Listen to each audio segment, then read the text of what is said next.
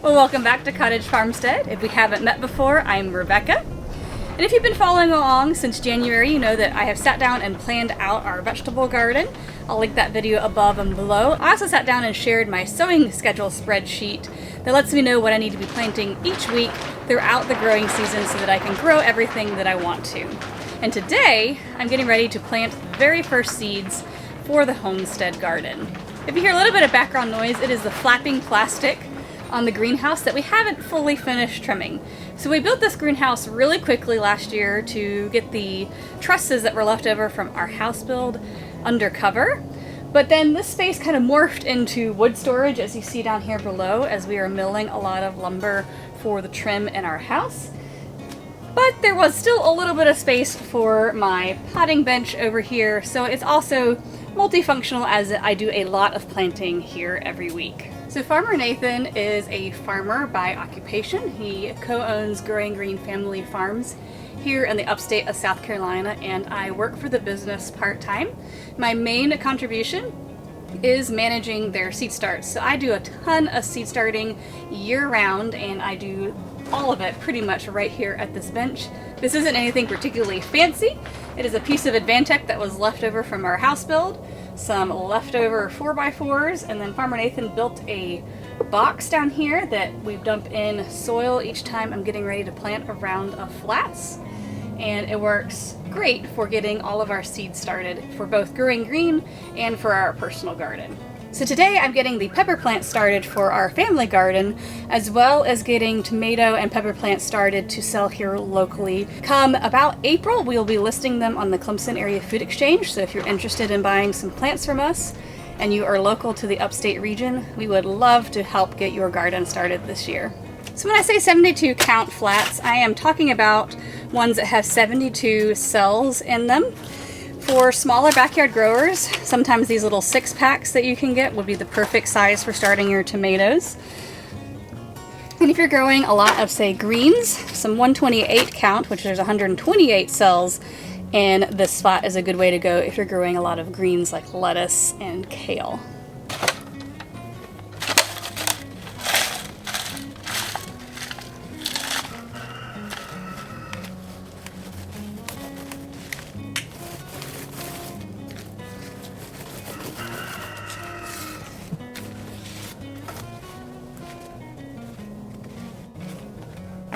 So when I'm planting several flats worth of seeds, I like to fill up all the flats that I know I'm going to be using before I get into planting, as my hands do get pretty dirty, and I like to dry off my hands a little bit before I start handling the seeds so they don't stick and clump together when I'm trying to work with them.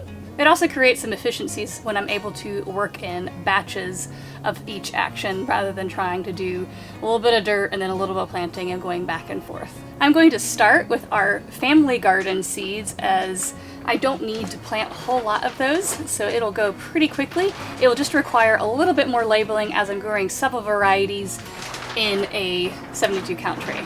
They do sell things that are called dibble boards, but we haven't gotten around to either making one or purchasing one yet, but I found that it's pretty quick to do it with my fingers, and you start to get a feel for how deep you need to go for each type of seed, especially when your soil is nice and loose like this potting mix is. And as always, labeling is super important, otherwise you will end up with a ton of mystery plants in your garden that you won't know what they are until they start producing fruit. I'm reusing a few of the labels from last year, just writing on the other side, and then I do have some new ones when I run out of these old ones.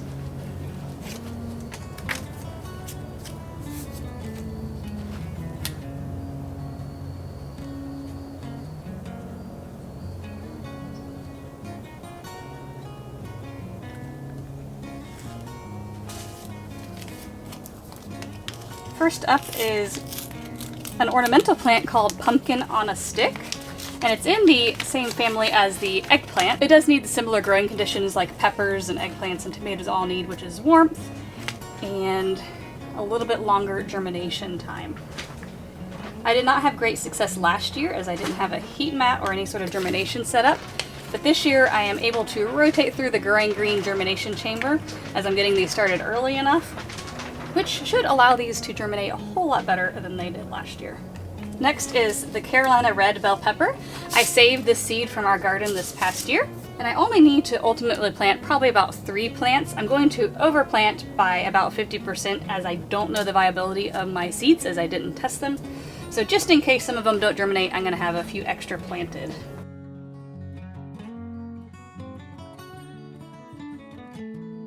Next up is the Etuida orange bell pepper that I also saved from our garden this past year. And I'm going to do exactly the same with it.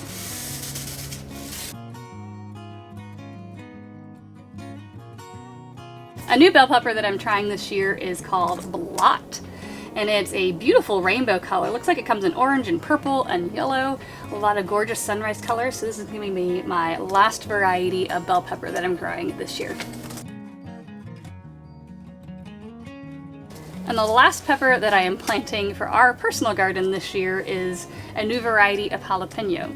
The last couple of years, the jalapeno variety that I was trying to grow kept producing really tiny jalapenos, which works okay in salsa or for pickling, but not so good if you want to have, say, stuffed jalapenos or jalapeno poppers. So I'm trying out this variety that claims to be grande.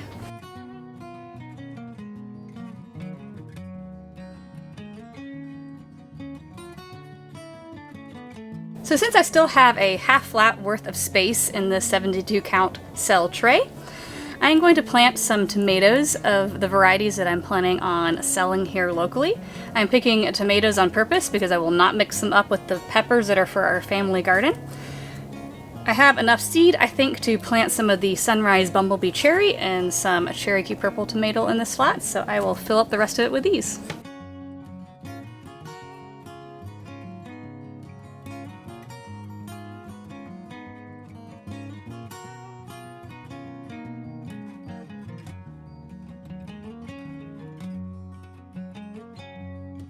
Next up is the most popular tomato variety that I sell here locally, which is black cherry. A lot of people love this cherry tomato. So I'm going to plant a whole 72 count flat of this variety to keep up with the demand of the locals.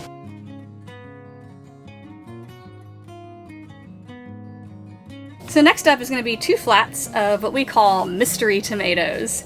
This is our second most popular variety, if you will, of tomatoes that we grow here in the upstate.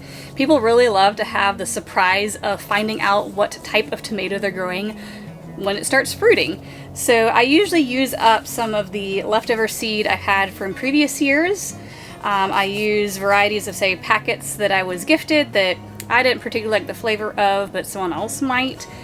Some different unique colors that I've tried growing in the past year that weren't quite the right flavor for me. So I fill up a flat with these and we sell them as mystery tomato plants because I'm not going to bother marking, 3 plants of this, 5 plants of that in there. We sell it at a slightly cheaper price since we aren't labeling them with what variety they are, but people love growing these mystery tomato plants. This year I'm shaking it up a little bit and I divided it up into mystery cherries and then mystery slicer. So we're going to have 2 different kinds of mysteries to choose from this year.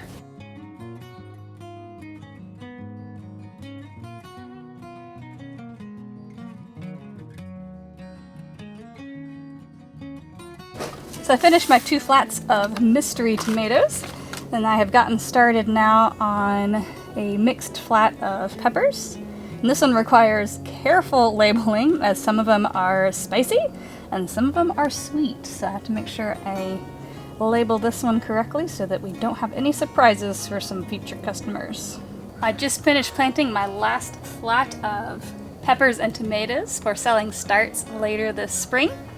I hope you enjoyed seeing a sneak peek of the varieties that we are growing here in our homestead garden as well as those that we're selling here locally. Like I mentioned earlier, we'll be selling these on the Clemson Area Food Exchange, and I'll link that down below. Keep an eye out in late March, early April, as these will start being available for sale to put in your own gardens. We'll catch you next time.